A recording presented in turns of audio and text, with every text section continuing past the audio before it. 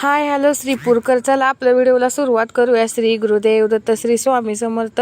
आज मी खूप निवांत होती राव. आज मी इतकी झोपली ना, संध्याकाळच्या 5 वाजेपर्यंत मी झोपलीच होती नुसती. मग नंतर खूप आराम झाल्यामुळं काय सुचत नव्हतं म्हणून मला केस विचारून जरा फिरायला जावं बाहेर. मग नंतर आली तर बघते ती पनीरची भाजी बनवायला लागलेली आहे. आणि आज आमच्यात रविवारचं पनीर असतात 100%.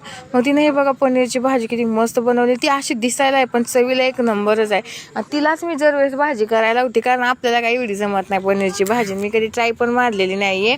नंतर मग आमचा सिमऱ्या बघा असा याड्यावणी करायला त्याला जेवण वगैरे दिलं. मग नंतर आम्ही चौकात चाललो होतो मेडिकलला, माझं जरा काम होतं.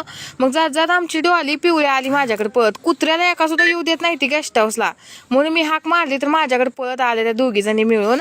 नंतर मग आम्ही चौकात चाललो होतो. चौकात जात असताना पिवळी आणि डॉली आली होती माग. मी लावली माघारी हाणून.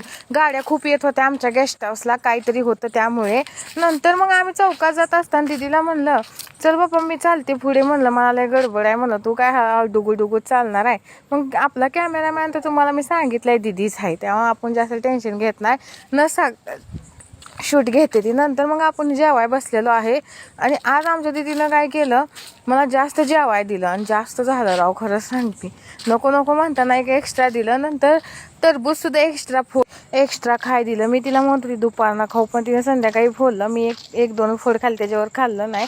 नंतर मग भाऊचा धक्का बघत होता आम्ही. आजच्या पुरते एवढंच. Bye guy, see you. उद्या पुढच्या व्हिडिओ.